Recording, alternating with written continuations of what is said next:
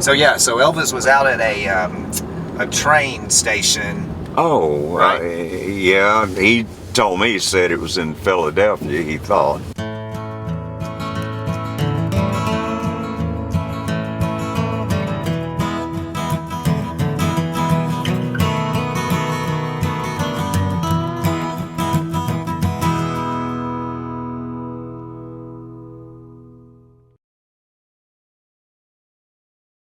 And Elvis didn't like to fly, although Jim Britton, that I talked about earlier, had flown the three of them to Texas and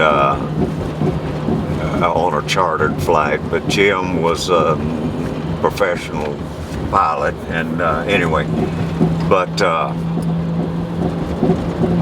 he was standing by, he said, by myself, and at a train station there in Pennsylvania, and I think he said Philadelphia, but anyway, point was, and he was just thinking, because people were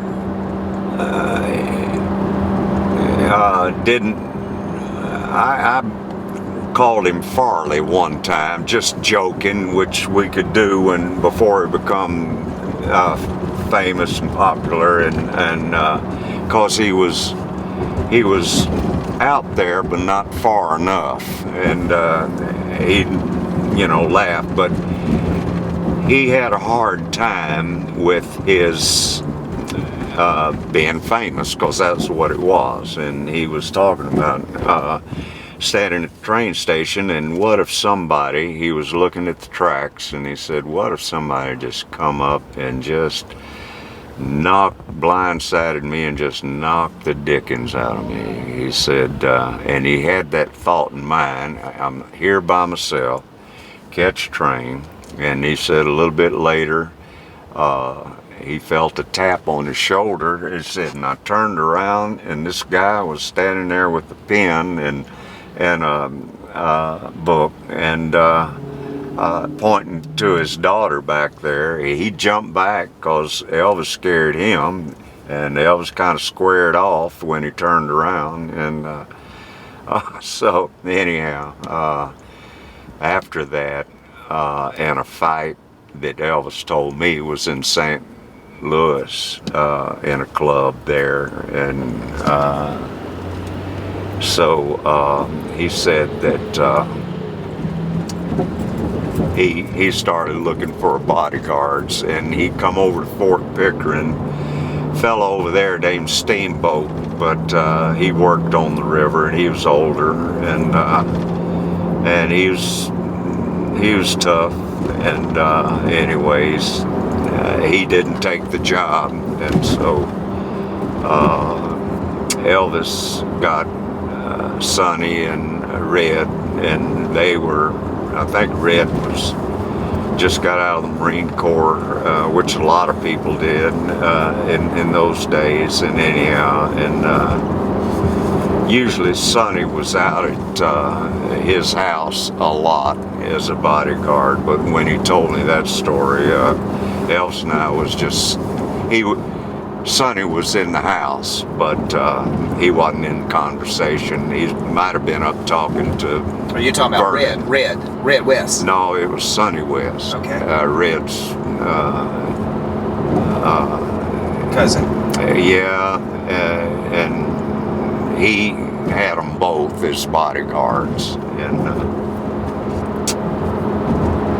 Red sponsored somebody else, but before Elvis, in those days, and Elvis knew it too, but there was a lot of talent to Elvis. He wasn't trying to outdo people or something other. He was real humble, like right people were, and then later on, whoa, there was a whole lot of rear ends out there too, but Elvis was always, I mean, you could say nice things about him, and I've heard him take a cussing that I wouldn't Scotty just, and Bill, because he was the manager, he was Elvis's manager at the time, they just turned around and walked off. And he cussed him out? Yeah, it was out at the Eagle's Nest, and when he come out there the first time and to play, and me and Reggie Young was sitting out on a little concrete wall to hold the bank up for the street out there, which is Lamar, and so Reggie was showing me his new guitar he had bought, and had the case there, and this was going on in the door, and his manager had got him out there and told him, was telling him, cussing him and telling him to quit singing the kind of music of what he was singing. And but anyhow, Elvis, didn't say anything, took it, but he got another manager later on, and that manager wasn't much better, and had no business being a manager, and anyway. Thanks for watching this episode of Globetrotting with Trey. Don't double dribble. Subscribe. It's free. You stay updated with every new video that I upload, which is once every Tuesday, and special ones here and there. Please like this video if you like it, share it, and until next time, I'll see you down the road.